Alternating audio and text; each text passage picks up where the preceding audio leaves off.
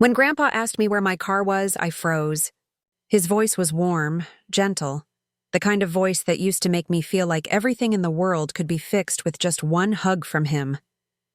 "Lucy," he said, smiling with his kind, weathered eyes, "didn't I give you that silver Corolla for your graduation?" His hand, trembling slightly from age, rested on my shoulder, and for a moment I wished I could lie. I wished I could tell him it was parked outside, safe and clean, just like the day he'd handed me the keys. But that would have been a lie. That car wasn't mine anymore. My heart clenched as his words sank in. That car wasn't just a vehicle.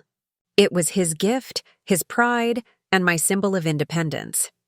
He'd saved up for months to buy it, working late nights at his auto repair shop even though he'd already retired. I still remember the day he surprised me. My college graduation. The smell of engine oil on his hands as he pressed the keys into my palm. He said, "This isn't just a car, Lucy. It's your start. Wherever life takes you, you'll have the wheels to get there yourself." I'd cried that day, not because of the gift itself, but because it meant he believed in me. Now, months later, all that was left of that moment was emptiness, both in my driveway and inside my chest. It all began when I came home for summer break 3 weeks ago. After a brutal semester of exams and sleepless nights, I couldn't wait to drive again. The plan was simple. Unpack, take the car for a spin, and visit Grandpa to show him I'd taken care of it just like he taught me. But when the cab dropped me off at my parents' house, something immediately felt wrong. The space where my car should have been was empty. No familiar silver gleam under the sun. No comforting sight of the dented bumper from that one parking mishap I'd never told Grandpa about. "Just bare pavement, Mom?" I called as I stepped inside, rolling my suitcase over the rug. The house smelled like lemon cleaner and fried onions. Ordinary, except for the weight sitting in my chest. "Where's my car?" She looked up from the kitchen counter, her expression unreadable. "Oh, that," my heart skipped. "That?" "We had to make a decision," she said flatly, wiping her hands on a towel. "Your sister needed it more than you." I blinked, confused. "What do you mean she needed it?" "That's my car." "She got a job across town," Mom said, her tone sharp, impatient. "You're at college most of the year. It made sense for her to have something to drive. It's just sitting here otherwise." My pulse started to pound in my ears. "But Mom, Grandpa gave it to me. It's not yours to give away." She sighed, crossing her arms. "Lucy, it's just a car. Don't make it into some big emotional thing. We're a family. We share things." Before I could argue, Dad's voice cut in from behind his newspaper in the living room. "He gave it to the family, Lucy. Not to you alone. Don't start drama over this." Drama, that word again. It was their favorite. Every time I stood up for myself, they called it drama. Every time I asked for fairness, they said I was too sensitive. I bit my tongue until I could taste blood, then turned and went to my room. That night, I couldn't sleep. I sat on the edge of my bed, staring at the framed photo on my nightstand, Grandpa and me beside the car, both grinning like we'd conquered the world. He had his arm around me, his hand greasy from the engine, and I could still hear his laugh when I told him I'd named the car Silver Spirit. He'd nodded proudly and said, "That's my girl. Keep that spirit alive wherever you go." Now I felt like I'd let him down. I wanted to call him to tell him everything, but I couldn't bring myself to. My parents had a way of twisting every story, and I knew they'd make me sound ungrateful or spoiled. I just hoped, maybe foolishly, that Grandpa already knew, that somehow they'd told him and he'd accepted it. But a few weeks later, when Grandpa showed up at our doorstep for his regular visit, I realized how wrong I was. He came in with a small gift bag and his usual smile, the kind that made even my mom's cold kitchen feel warm. "Hey, kiddo," he said, giving me one of those bear hugs that smelled like motor oil and aftershave. "How's my college graduate doing?" "I'm good," I said, forcing a smile. He looked around the driveway through the window, squinting. "Where's the car?" "Haven't seen it since the day I dropped it off here." "You keeping it in the garage?" My heart stuttered. I glanced at Mom, who froze mid-step with her coffee cup. Dad pretended not to hear. I swallowed hard and tried to smile. Oh, I haven't driven it much lately. Grandpa's brow furrowed. Really? I thought you'd be driving everywhere by now. I shrugged, pretending it was nothing. My throat burned with unshed tears. I hated lying to him. He looked at me a moment longer, then gave a small nod. All right, he said softly, but his eyes said he didn't believe me. Dinner that night was painfully awkward. Grandpa asked questions, gentle ones, about my classes, my plans, my part-time job at the library. But I could tell he sensed something off. My parents were unusually stiff, answering him with polite smiles that didn't reach their eyes. Emma wasn't home, and I could feel the tension every time her name came up. Later that night, I was walking to my room when I heard voices from the living room. Grandpa's tone was low but firm. You gave her car to Emma? There was a long pause before Dad replied. It's not that simple, Dad. The car wasn't being used. Emma's working now. She needed it. Grandpa's voice sharpened. That car wasn't yours to give away. It was my gift to Lucy. You know how much it meant to her. Mom's voice joined in, defensive and cold. You gave it to the family, not just her. We're just trying to make sure it doesn't sit there rusting. Grandpa's voice dropped, quiet but dangerous. You didn't even tell her? Didn't ask? That's not how families work. The room went silent. I stood in the hallway, barely breathing, my palms sweaty.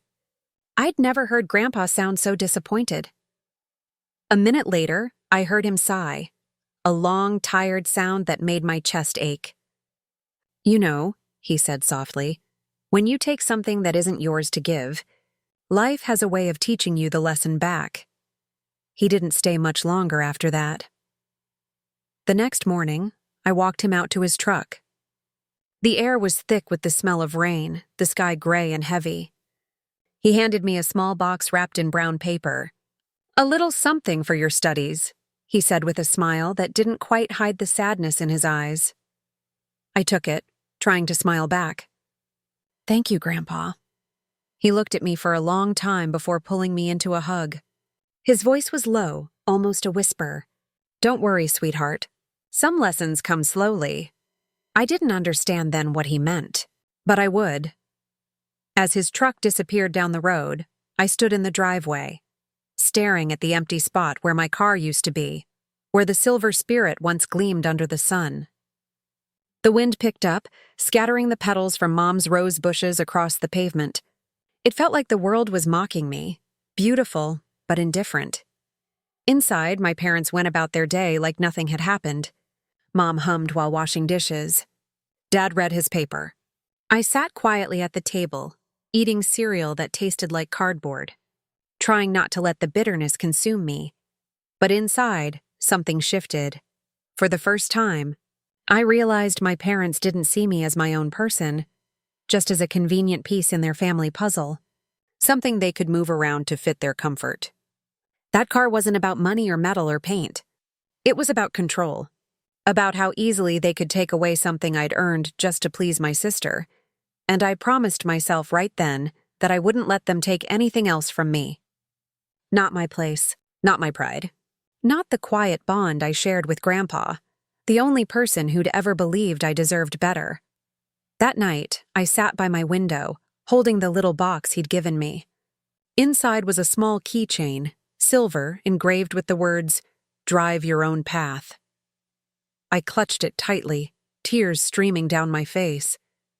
Maybe I didn't have my car anymore. But I had something more powerful, a reason to stand up, because sometimes losing something precious isn't the end. It's the start of seeing people for who they really are. And that was the night I stopped being the quiet daughter who let things go. That was the night I began writing my own story, the one where I decided where I was going, no matter who tried to take the keys. A week had passed since Grandpa's visit, but the tension that filled the house lingered like thick smoke that refused to clear. My parents acted as if nothing had happened. Mom hummed while cooking dinner. Dad whistled through his newspaper, and every time I walked by, they smiled that same tight smile, the one that said, "Let it go." Lucy, but I couldn't. Every time I stepped outside, the empty spot where my car used to sit burned into my mind. Every time I heard Emma's name, something twisted in my chest.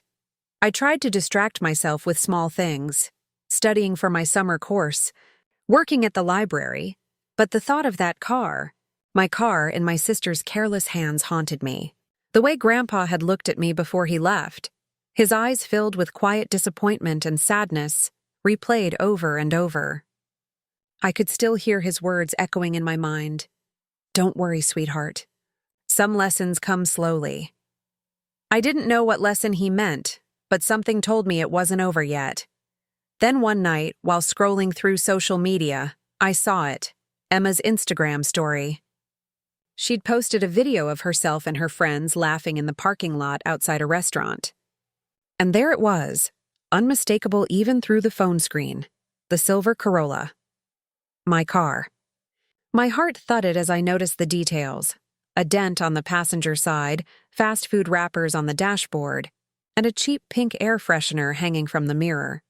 My silver Spirit, the car I'd polished and cherished, was being treated like a disposable toy. Anger surged through me so sharply I could barely breathe. I felt betrayed all over again, not just by my parents, but by the sister I had once defended every single time she got into trouble. Emma had always been the golden child, the one who could do no wrong. When she got suspended in high school, my parents said the teacher was too harsh. When she lost her first job, they said the manager was unfair, and when she wanted a car, instead of working for one, they took mine. The next morning, I decided to see it for myself. I told my parents I was going out to meet a friend, then caught a bus to Emma's apartment across town. The ride was long, every stop dragging me deeper into a mix of rage and dread. When I got off, the air felt thick with summer heat, and there, in front of her building, I saw it. My Corolla, dusty, scratched, and neglected. The once silver paint had faded into a dull gray. The rearview mirror hung crookedly, and there were fast food cups scattered across the passenger seat. I walked up to it slowly, my stomach tight, and ran my hand along the hood. The metal felt warm from the sun, but it didn't feel like mine anymore. It was as if someone had taken a part of my life and stripped it of its meaning. I wanted to cry, but the tears wouldn't come.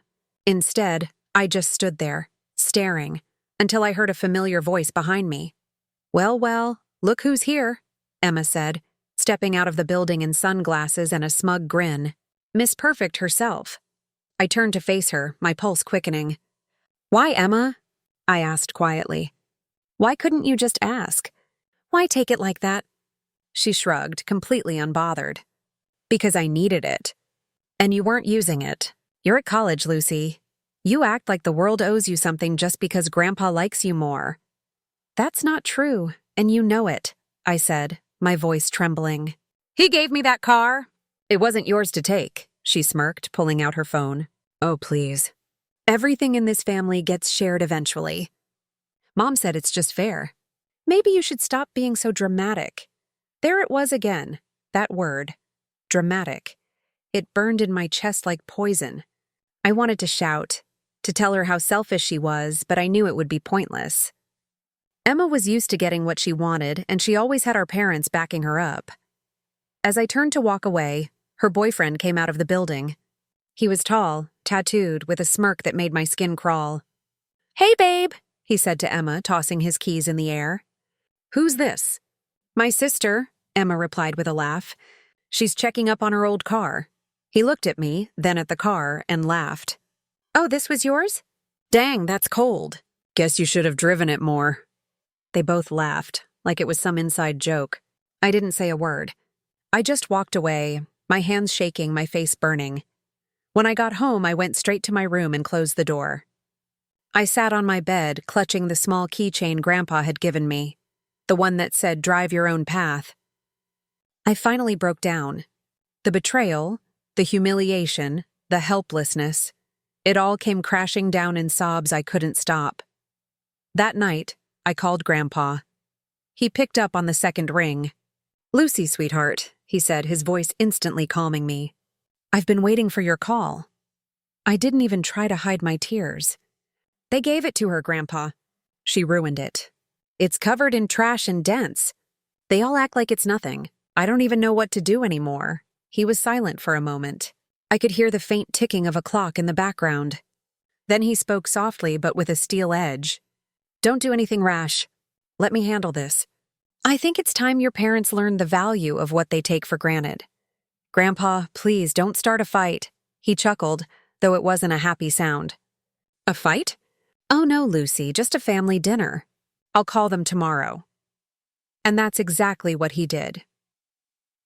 2 days later, my parents announced over breakfast that Grandpa had invited everyone for dinner on Sunday. He said he wanted to talk about family matters, Dad said casually, not looking up from his plate. My stomach twisted. I knew Grandpa well enough to know this wasn't going to be an ordinary dinner. He didn't believe in shouting or arguing. He believed in teaching, in lessons. And when he said a lesson was coming, it usually left an impression that lasted forever. Sunday came faster than I expected. The house smelled like roasted chicken and herbs when we arrived at Grandpa's.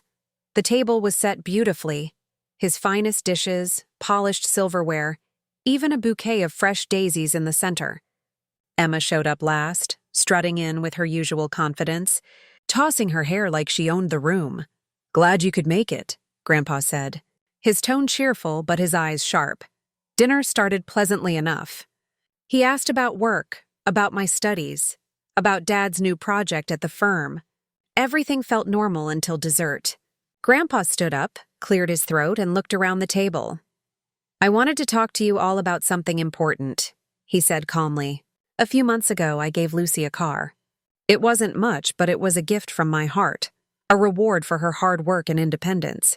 The air went still. My fork froze halfway to my mouth. He continued, his voice steady. "I've since learned that the car was taken from her and given to someone else. Without my consent. Without even asking her. No one spoke. Emma glanced at Mom. Mom looked at Dad. Dad cleared his throat. "Dad, we were just—" Grandpa raised a hand. "Let me finish." His gaze shifted to Emma. "I saw the car outside when I visited last week. It's in bad shape, dented, neglected. I'm disappointed, Emma. You took something that wasn't yours, something that meant a great deal to your sister, and treated it carelessly. Do you know what that says about your respect for others?" Emma's cheeks flushed. "I didn't mean, and you two," he said, turning to my parents, his voice like ice. "You enabled it. You took something that didn't belong to you, and you justified it as sharing. That's not how families work. Family means respecting each other, not taking what's easy." No one dared to speak. Then Grandpa reached into his pocket and pulled out an envelope. He placed it gently on the table in front of me. "Lucy, this is for you. I want you to come see me tomorrow, alone." My parents exchanged worried glances, but Grandpa's expression was firm, unmovable. "You all can leave now," he said quietly. "Dinner's over." The silence that followed was unbearable. My parents gathered their things in awkward silence, muttering about misunderstandings and overreactions. Emma rolled her eyes, muttering that Grandpa was being dramatic, but I didn't say a word. I just watched him, trying to understand the calm strength in his face. When I stood to leave, he stopped me with a gentle hand on my shoulder. "Tomorrow," he said softly. "You'll understand everything tomorrow." That night back home, the atmosphere was icy. Mom slammed drawers, Dad paced the living room, and Emma scrolled through her phone pretending not to care. But I saw the worry in their eyes. For the first time, they looked unsettled. And for the first time, I didn't feel small anymore. I didn't know what Grandpa had planned, but I trusted him. He wasn't the kind of man to seek revenge. He believed in balance, in karma, in letting people face the consequences of their own choices. As I lay in bed that night, the moonlight spilling through my window, I held the small silver keychain tight in my hand. Drive your own path. Tomorrow, I thought. I'd finally find out what he meant. And deep down, for the first time in months, I felt something flicker inside me. Not anger, not sadness, but quiet anticipation. Because whatever Grandpa had planned, I knew it was going to change everything. The next morning, the air felt different, heavy, expectant, like the quiet before a summer storm. I barely slept the night before. My mind kept replaying the dinner scene at Grandpa's, his calm yet razor-sharp voice, the stunned silence from my parents, and the strange glint of something like pride in his eyes when he told me to come see him alone. I woke up with a mix of anxiety and curiosity clawing at my chest. Whatever he had planned, I knew it wasn't just about a car. Grandpa never did things halfway. I took the first bus out to his place, clutching a travel mug of lukewarm coffee, staring out the window as the city blurred by. My hands trembled slightly, not from fear, but from anticipation. I kept thinking about that envelope he'd placed in front of me. It was still unopened in my backpack. I didn't even know what was inside. A letter, maybe? A note? Whatever it was, it felt like the key to something larger than a car dispute. When I arrived, the old wooden gate creaked as I pushed it open. The familiar scent of motor oil, pine, and damp earth filled the air, Grandpa's smell. His workshop sat behind the house, and as I got closer, I heard faint music playing, an old country tune humming through the radio. I found him there, standing beside a covered car, wiping his hands with a rag. His back was slightly hunched, but his posture still carried that quiet strength I'd admired all my life. He turned when he heard me. "Morning, sweetheart," he said with a soft smile. "Right on time." "Morning, Grandpa," I said, my voice small but steady. He handed me a cup of fresh coffee, just the way I liked it. 2 sugars, a little milk. "You remember what I told you, don't you?" he asked. I nodded, setting the cup on a nearby workbench. "Some lessons come slow," he chuckled softly. "That's the one." Then he gestured toward the car beneath the tarp. "Ready for your lesson?" I frowned, confused but curious. "What lesson?" He didn't answer. Instead, he grabbed the edge of the tarp and pulled it off with one smooth motion. The fabric fell away, revealing a deep crimson convertible, sleek, gleaming, beautiful. The morning light poured through the workshop windows, glinting off the polished surface like a ruby. I gasped. "Oh my God, Grandpa! What is this?" He smiled proudly, eyes crinkling at the corners. "This," he said, patting the hood gently, "is your new car. A '67 Mustang, restored with my own hands. Registered in your name, insured and paid for in full. No one can take this one away from you." I stood there frozen, my heart pounding. "Grandpa, I can't accept this." He looked at me with that same patient expression he always wore when he was teaching me something important. "Yes, you can. And you will. Because this isn't about a car anymore, Lucy. It's about what's yours. And knowing when to stand up for it." Tears welled up in my eyes. "But why, Grandpa? Why go through all this trouble?" He set the rag aside and leaned against the car. "Because your parents and sister needed a lesson in respect. They took something from you without permission, thinking they could justify it. That kind of entitlement? It doesn't just go away if you let it slide. It grows," I swallowed hard. "So this is your way of teaching them?" He smiled faintly. "This is my way of reminding them that some things can't be taken, not without consequences.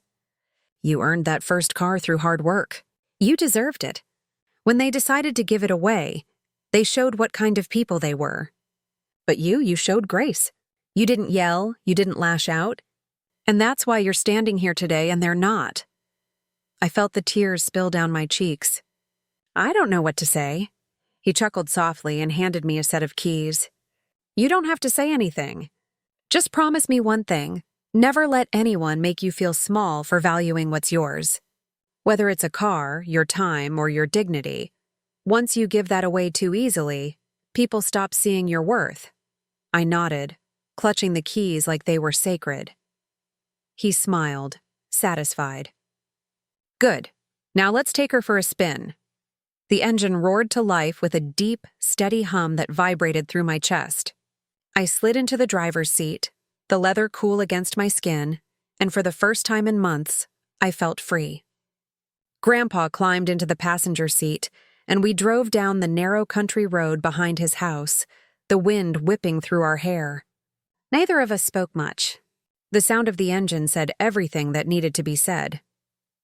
When we finally pulled back into his driveway, he turned to me, his eyes thoughtful. You know, Lucy, when I gave you that first car, it wasn't just a graduation gift. It was a symbol. I wanted you to understand that independence comes from what you earn, not what's given or taken. And now, you've earned this. Not just the car, but the respect that comes with standing tall. I smiled through tears.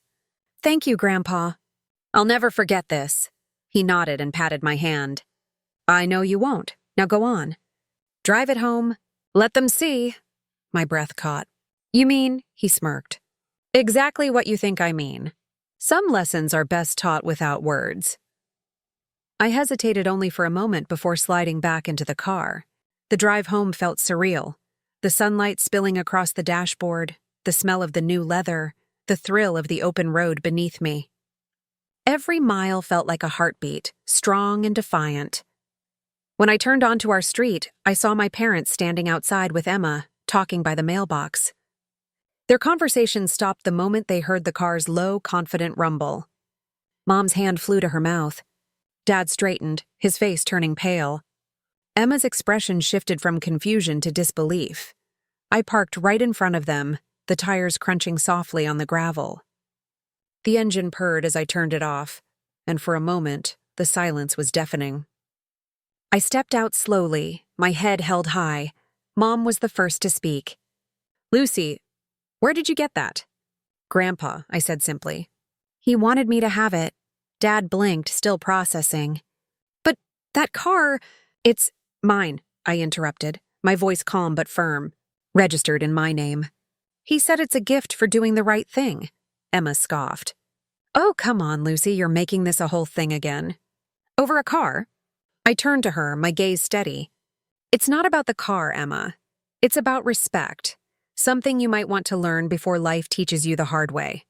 She opened her mouth to respond. But Grandpa's old truck pulled up just then, rumbling to a stop beside the curb. He climbed out, hands in his pockets, looking completely at ease. Morning, he said cheerfully, nodding to my parents. Nice day, isn't it? Dad cleared his throat nervously. Dad, this isn't necessary. You didn't have to buy her another car. Grandpa smiled faintly. You're right. I didn't, but I wanted to, because I invest in people who take care of what they're given. Lucy did. You didn't. The words hung in the air, heavy and final. Mom's face flushed. We were just trying to be practical. Practical? Grandpa interrupted sharply. Practical is teaching your children right from wrong. Practical is standing by your word. What you did was selfish, and you know it. I gave that car to Lucy because she earned it. You took it because it was convenient. And now you're seeing what convenience costs. No one spoke. The only sound was the quiet chirping of birds in the distance. Grandpa turned to me and smiled. You're all set, kiddo. Drive safely. I'll see you Sunday. I nodded, fighting back tears. Thanks, Grandpa. He gave a small wave and drove off, leaving my parents standing in stunned silence. For the first time in my life, they didn't have anything to say. Over the next few weeks, things shifted. My parents tried to act like nothing had happened, but I could feel the distance, not just from me, but between them and Grandpa, too. Emma barely looked at me. She sold the old Corolla a month later, probably out of guilt, though she pretended she needed an upgrade. But karma has a way of keeping score. The new car she bought broke down within weeks, and when she called Grandpa for help, he told her, I only help people who respect what they're given. I kept the red convertible for years.